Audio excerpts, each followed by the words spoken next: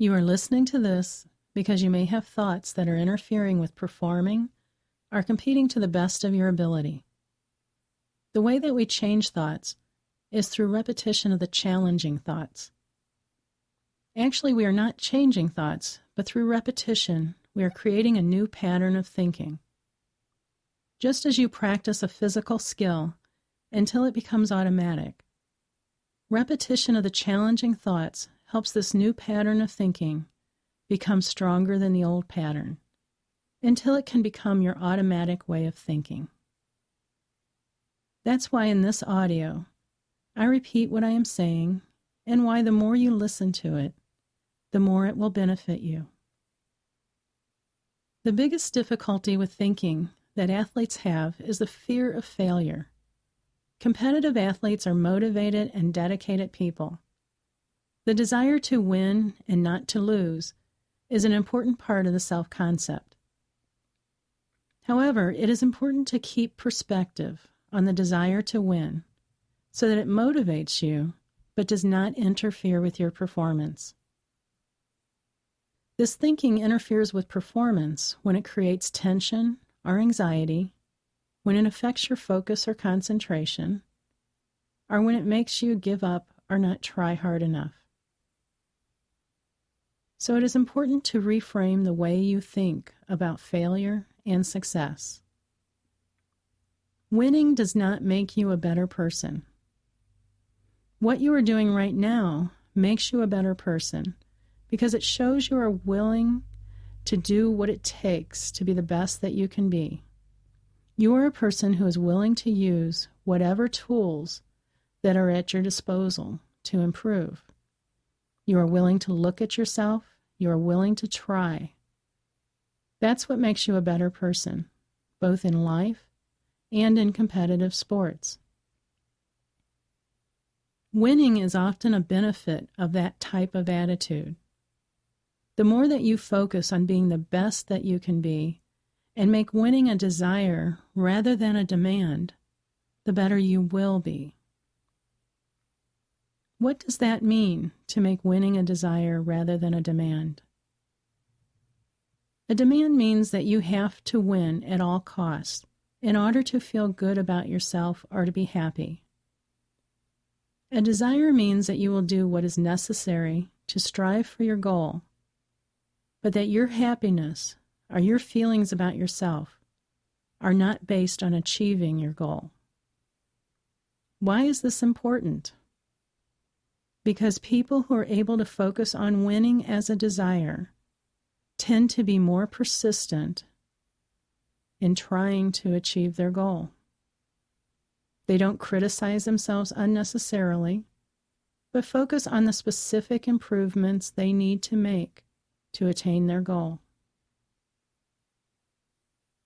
Think of yourself as a competitor rather than as a winner. A competitor is someone who strives to win, but doesn't focus on the winning. A competitor uses failures as lessons. Failures are valuable because they give you the opportunity to learn how to be better. Competitors find the opportunity in setbacks.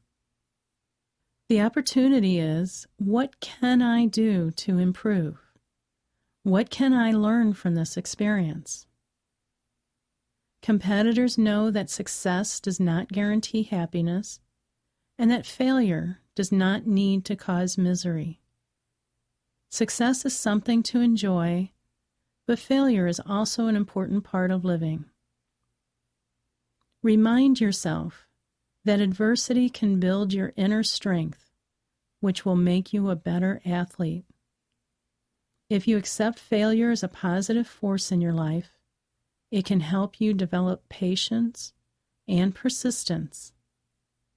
Successful people are persistent people. When you have an expectation to win, you set yourself up for failure. Because when you don't meet the expectation, you are less likely to be persistent or to focus on learning.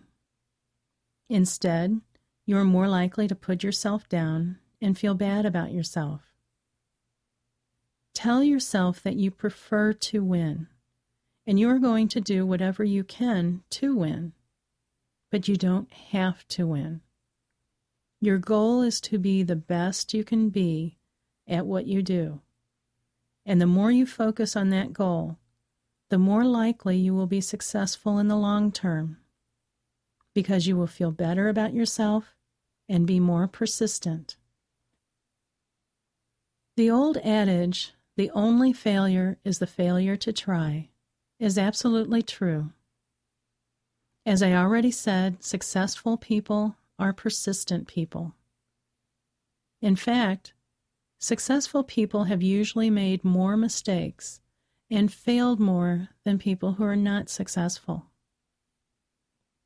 Successful people are not people who have never failed. They have failed more than most. So what makes them successful is they keep trying. They learn from their failures, and they keep going. They are persistent. However, if you ask successful people about their failures, they may have difficulty thinking of examples. The reason is because they don't even think of these experiences as failure. They are more likely to think of them as learning experiences on their path to success. A competitor not only can handle criticism, but they welcome criticism. They want to hear how they can improve. Constructive criticism from a coach or teacher is welcome because they see that person as a partner on their path to success. In fact, a competitor doesn't want to just hear how good they are. They want to hear how they can be better. Some of the things that you want to be able to tell yourself: I prefer to win, but I don't have to win. The joy of winning is momentary, but the happiness from appreciating myself and my efforts is long-term. I welcome the opportunity to learn from my mistakes. I will become a stronger person by learning to deal with setbacks. Winning is not who I am, but who I am as a competitor, willing to be patient and persistent in my pursuit of success. I don't need to control the outcome. I just need to focus on my performance. The only failure is when I'm not willing to try. No one can be successful all the time, but successful people are those who are persistent. Now, think of an expectation that you have for an upcoming event. Reword your expectation to tell yourself, I prefer for this or something better to occur. An expectation tends to be limiting, but a preference is not. For example, if you say, I have to win, then you are limited to only one outcome to feel successful. But if you say, I would like to improve my free throw percentage, you now are open to more opportunity to be successful. Then tell yourself, I may or may not get what I prefer, but I know I will learn from every experience, which will help me become a better athlete. In this way, you can begin to change the demands to desires. Another related issue that many athletes have is the concern about what others will think if they make a mistake or if they fail. Sometimes this occurs because of previous experience where a parent or coach has expressed disappointment or disapproval about performance. If this is the case, it is important to tell yourself that you are the only person who has the right to judge you. Anyone else is only seeing the outcome, and it is not fair to judge you just based on the outcome. Others don't know the effort that you have made are what obstacles you may have had to overcome to be able to achieve what you did. Therefore, you are the only one in a position to make an accurate assessment about yourself. However, recognize that you do appreciate valid feedback about your performance because you want to learn how to improve. Be willing to learn from others, but you don't need to accept unreasonable criticism. Also, if someone is judging you harshly, remind yourself that they don't understand these principles that you are learning. They don't understand that mistakes and failure can be valuable learning experiences. They don't understand the difference between effort and outcome. They are putting too much emphasis on outcome rather than appreciating the effort. They focus too much on winning and don't understand that success is based on patience and persistence. They don't understand the true nature of a competitor, and they are just defining you based on winning. Remind yourself that they are wrong in their thinking, and you don't need to worry about someone who thinks that way, because no matter what, you can't please that kind of person anyway. So you need to focus on listening to people who can give you constructive criticism and ignoring those who provide harsh judgment. You need to focus on evaluating yourself fairly, and only you can do that. No one else has all the information. Also, people who are unnecessarily critical usually have their own issues or agendas. It really isn't about you. It is about them. That's why you don't want to worry about or accept these types of judgments. They provide nothing useful to you.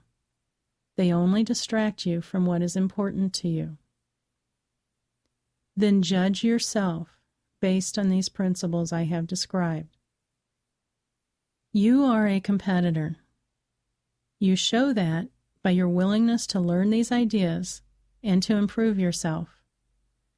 As a competitor, you define yourself by your effort and eagerness to learn from mistakes, rather than by winning or losing. The qualities of patience and persistence, the willingness to keep trying and to keep learning, will help you not only as an athlete, but in all areas of your life. You are striving for excellence, not perfection. You want to be the best you can be, and you recognize that by understanding the value of mistakes and failure, you can only become better. You define who you are and what you believe. No one else does. You determine your future, and you determine it through preferences and desires rather than demands or expectations. This is what successful people do, and you can do it.